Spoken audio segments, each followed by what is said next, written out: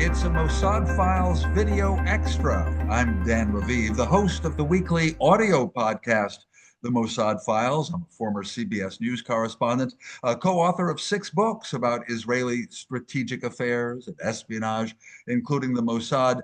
And I'm very happy to have once again here on the podcast someone who is in the middle of all this as a private citizen, active, so well known. Ory Slonim, you are frankly, a very successful attorney in Tel Aviv, Israel.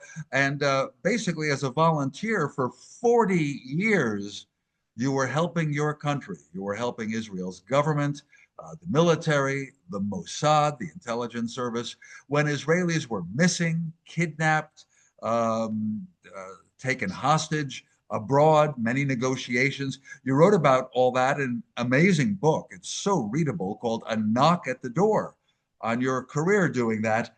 And in the past 2.25 years, when 255 Israelis were kidnapped into Gaza, that was the total number after the October 7th massacres, you felt you wanted to help. You did help hostage families. And this week it all ended, right? With the return to Israel of Ran Gvilli, a heroic police officer who battled terrorists on October 7th, 2023. He was killed. They kidnapped his body.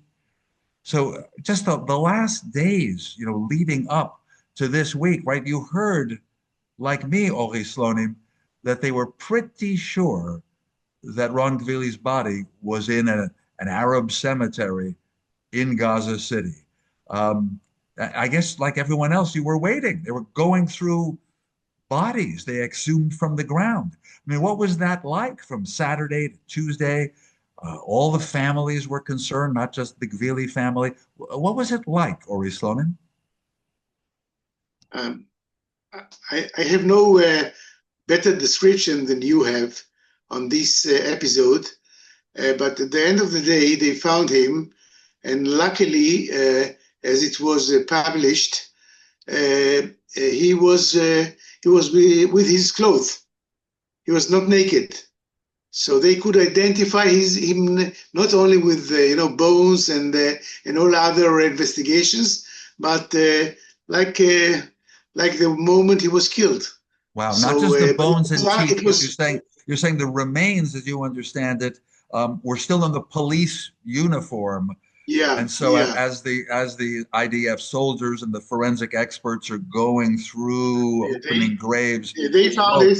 What a moment! They found it, but they found it after a huge search in which they tried to touch something like 250 bodies of others, and then they found the body of Ran Gvilli, and he was with his clothes, with his policeman clothes.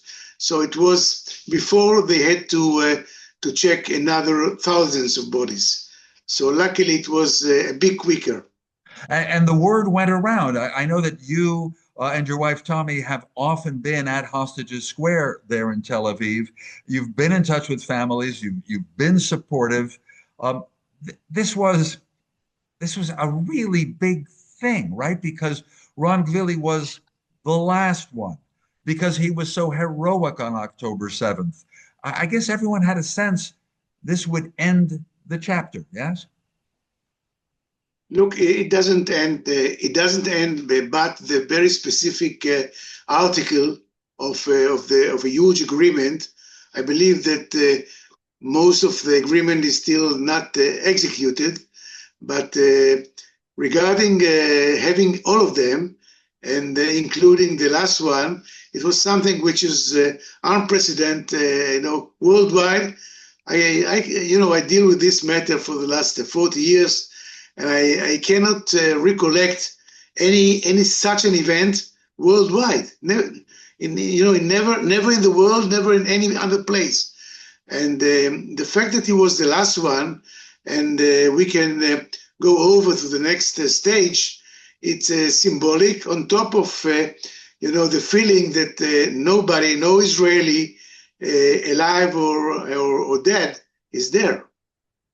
Wow, yeah, for the first time since 2014, no Israelis are being held in the Gaza Strip. Well, let's not go too much into the war strategy, the politics, President Trump's Board of Peace, a technocrat government of Palestinians who hopefully would lead to a better Gaza Strip. But I'd say, and everyone seems to be saying, President Trump, Prime Minister Netanyahu, that Hamas has to give up its weapons as was agreed in the Trump plan in October. All right, we can talk about that a little, but I know that you are a keen observer of your society, of Israeli society. You've seen the divisions on many issues, especially in the past 3 years. Uh, the hostages' fate sometimes had divisive elements, right? As some people said, then you can't stop the war. Others said you must stop the war. But all that is over. I think it was a unifying element in your society overall, don't you? First of all, it's not the first time we have hostages or POWs or MIAs somewhere, or not only at the Hamas hands, but in other hands. But I believe that Israel is very unique in its attitude towards its soldiers and citizens. And I believe that, luckily we ended it, but it's not an unfinished business. And at the end of the day, if it is a case of soldiers, these people were sent by the nation, by the government, by us, and we have an agreement. And the agreement is very, very simple. We are sending them, to fight, to do things for the country. Sometimes they're being injured. We have to take care. Sometimes they are they are dead, so we have to bring them back. And sometimes they are being kept hostages. We have to bring them back and take care. So it's an agreement between the country and its citizen. So we have to keep this agreement, a very strictly one, because it's not the last war we'll have in this area. We will have more, and every youngsters, like I used to be, he has to know that the agreement is still existing. He is Okay, so going that to. was at the core. That was at the core of your work, as I said, basically volunteer work, going all around the world, negotiating, as you wrote in your book, a knock at the door, negotiating sometimes with terrorists and certainly with their brothers and their families and trying to make deals. But in addition, would you agree, many of the hostages who were being held in Gaza, even if they weren't soldiers or police officers like the late Ran Gvilli, many of them just by virtue of living near the Gaza Strip, living in what Israelis call Otef Aza, the Gaza envelope, they also had a right to expect security and protection, For sure, and, for and sure. they felt abandoned on For sure, October not. 7th. I can tell you that they are not less. They are not less like soldiers. They are living on the border. They are keeping the borders. They volunteer to live them there, and I believe that the duty of our country towards them is the same like towards the soldiers. The same. They have the duty. They have the duty, and the soldiers have the duty. Now, you observed, I'm sure, like me, and maybe you found it painful, the divisive elements of the discussion about the hostages during that ordeal for 2.25 years. Perhaps that's exemplified by something that the opposition leader, right, former Prime Minister Yair Lapid said, even as Ran Gvilli's remains were brought to Israel for burial. And Yair Lapid said, Netanyahu shouldn't take credit that Ran Gvilli and other hostages were returned to Israel not because of Netanyahu's efforts, but in spite of Netanyahu's efforts. So it's a political debate. You find that whole debate. Let me tell you something. As I believe that I'm the oldest veteran who is dealing with this matter for the last 4 decades, I kept myself extremely out of politics. Number one, because when you're entering politics, it's something that you'll never go out of it normally. Number two, also the families, also the families of the victims, they're also divided. There are left people, leftists, there are rightists, So I kept myself, totally behind it and out of it, because otherwise I cannot have any connection with any family, because then they will deal politically. So I believe that I did it very intentionally, and lucky I am that I'm insisting on it. And you cannot hear from me for the last 40 years any political view, even if I have. Okay, but what about at least this? Because I'm disappointed. I feel it distasteful that politicians and candidates for prime minister would even debate, you did enough for the hostages, you didn't do enough for the hostages, etc. You would just say that this kind of discussion is inevitable, but Ory Slonim doesn't like to take part in it? And let me tell you, I don't know many other single human beings who are dealing with such delicate matter in the country. So my decision not to enter into politics is a very practical one. The practice is that if we have family who is right-wing opinion, and I don't want to come to any house and finding myself, with any political issue debating or even speaking. We are speaking only on the merit, only on the fact that it is a duty of our country. And I can tell you, duty of our country, left, right, or middle, to bring them back. So lucky I am that I'm insisting on that, and I'm very, I didn't cross the border for the last 40 years. I'm not going to cross this border even now. Not even in the Mossad Files podcast. I got that. No, now, listen, no. Ory Slonim, let's go back to feelings about an era, a period that's ending, right? So I certainly noticed that on Tuesday, the clock was turned off, right? In Hostages Square, where the families had gathered, where people had come to express support for the families for more than 2 years, there was a big illuminated digital clock. And it was counting days, hours, minutes, seconds since the attack by the Hamas terrorists on October 7th of 2023. And the clock was stopped at 843 days, 12 hours, 5 minutes, 59 seconds. 843 days. They stopped the clock and turned it off. It went dark. Wow, what a feeling, right? You were there again and again with that clock as a reminder of an ordeal that was lasting longer than anyone could imagine, right? The clock was a meaningful symbol, wasn't it? The clock is just a symbol of the time, of the hours, minutes, and seconds of, first of all, of these who were there in the tunnel, these who were there in the captivity, and from the other side of their families. So each second, each minute, each hour is not only the hour that we are not having them back, but it's the time that they suffered, that they were tortured on both sides, those who were there and the family that waited here.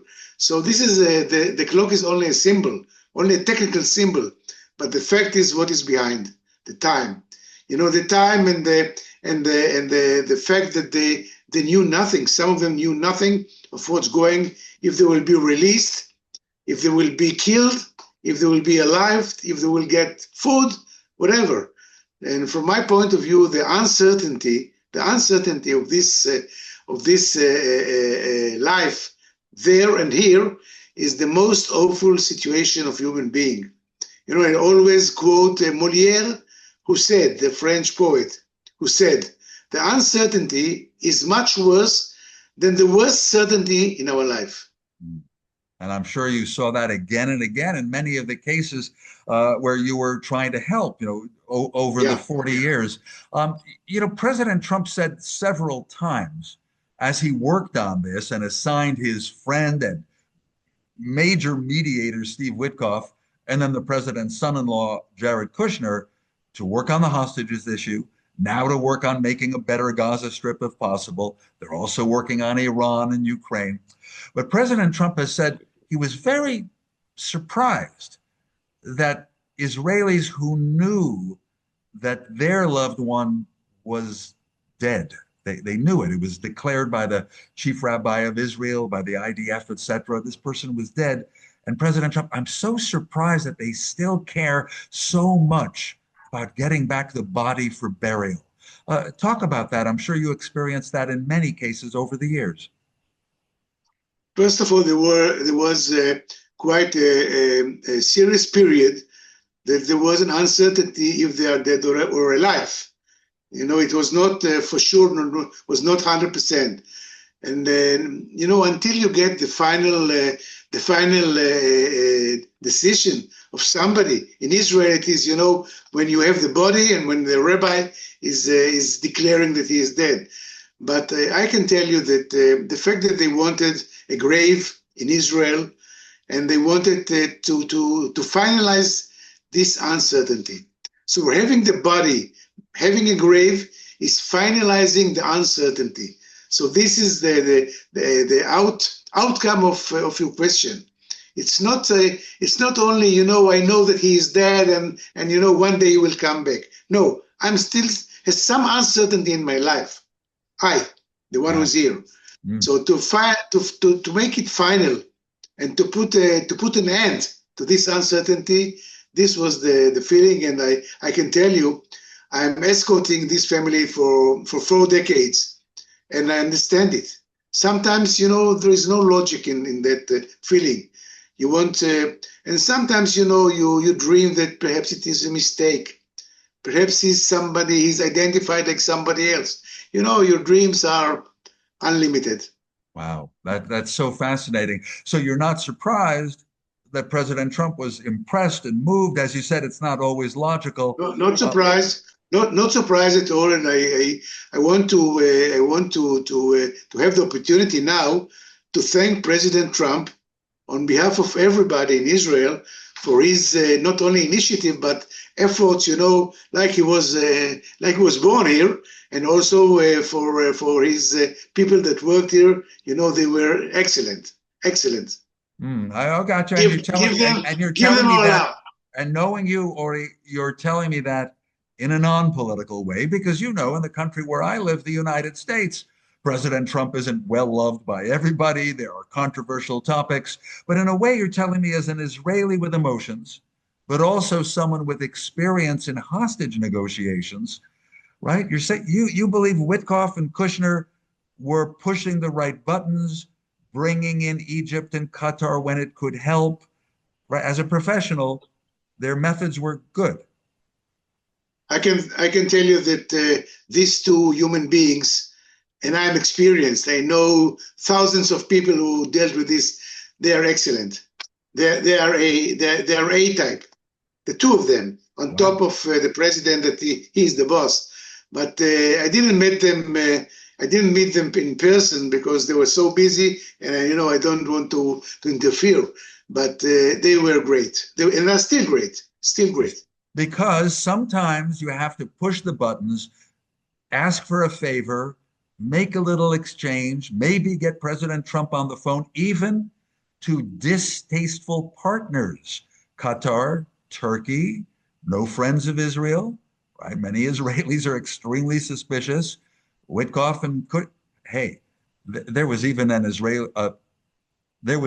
American envoy, right, working with Witkoff, Adam Bowler, who met with Hamas, which is so distasteful. But you have some experience in crossing the line and meeting awful people. Yes. When you cross the line and you meet people of other mentality, of other way of thinking, way of living, way of believing, you have to adopt to yourself that you are coming from another part of the globe. You're coming from another part of mentality, and sometimes it's not logic. And everyone who he should be the wiser on earth, the wisest. But dealing with other mentality is something which sometimes has nothing to do with logic, nothing to do with your brain. But did you make a point, if you had a meeting with someone who was basically from the Hezbollah terrorist group of Lebanon, or someone in the Iranian camp, and they were holding an Israeli hostage, dead or alive, Did you try to develop a little bit of a personal contact and ask about their family and that sort of thing? No, no, no. When look, I met a lot of them in my mission. I met also people who were strictly my enemies, and sometimes we had talks of days, weeks, and sometimes even a year that I met people. It was published in my book that I met people from Hezbollah, and we talked about everything, about negotiation, about people, and also about our life, about our emotions. We are human beings.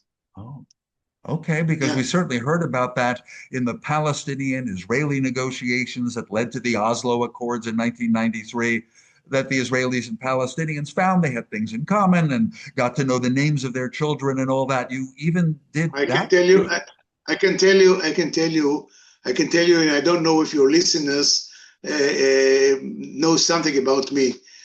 My family is living in this part of the world for the last 200, approximately 200 years. And my family came from Hebron, from Al Halil. My father was dark. My grandfather was dark. They spoke Arabic. They were born in Hebron. They are more Palestinians than many other Palestinians you know. So it's not a matter of being so strange to each other. And it can help, and it's necessary. I mean, just that final word, even in this effort to get all the Israelis and some foreigners held by Hamas in Gaza, there were some ugly parts of the discussion. You depended on the Americans. To a degree, you depended on Qatar and Egypt. Historians and investigators will write about it in the future, but you have this sense of relief that at least that chapter's closed, right? They're all back. No hostages held in Gaza. Big deal. Big deal. I'm happy from one side, and I don't have any illusions from the other side. So the war is not over. We agree on that. And I will speak to other experts on the strategic side of war and what could get better in Gaza and along the borders. One hopes for better times. In the meantime, Ory Slonim, thank you so much for sharing your experiences and insights. Your book is called A Knock at the Door, about your 40 years of work as a secret Israeli envoy, trying to help families whose loved ones are missing in enemy hands. Well, thanks a lot for appearing here on the Mossad Files. Thank you, Dan. Thanks to all of you for watching this video special from the Mossad Files. A brief reminder, you can download and subscribe to the audio podcast, The Mossad Files with Dan Raviv. I'd appreciate it. It would be very supportive. And also, I'd like to mention books that I have co-authored with Yossi Melman. One of them is Spies Against Armageddon, a history of Israeli intelligence agencies, the Mossad and the others. Spies Against Armageddon, Inside Israel's Secret Wars. And also we have a very affordable ebook, an exclusive story, really. It's called Target Iran. It's about how the Mossad, over the years, penetrated Iran and set up that war this past June inside that country. So for now, I'm Dan Raviv. Thanks very much.